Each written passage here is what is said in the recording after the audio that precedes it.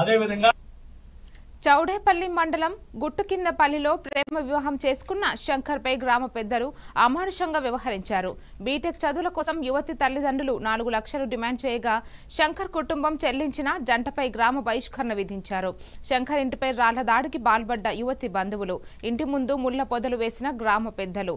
శంకర్ గతంలో సౌమ్యను పెళ్లి చేసుకున్న విషయం వెలుగులోకి రావడంతో సంఘటన కొత్త మలుపు తిరిగింది.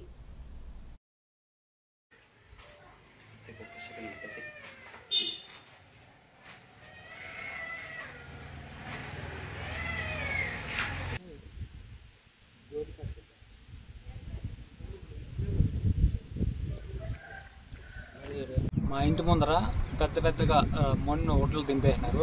మా పిల్లలు ఇంట్లోకి పోయి వచ్చేది కాకుండా ఇబ్బందులు పెడుతున్నారు. మమ్మల్ని ముళ్ళ కంపలు వేసినారు. ఇంటి ముందర మమ్మల్ని చాలా ఇబ్బంది పెడుతున్నారు. మాకు ఇంకొక అమ్మాయిని మళ్ళీ పిలుచుకొని పోయినాడు, పెళ్లి చేసుకున్నాడు. ఊర్లో న్యాయం చేసినారు.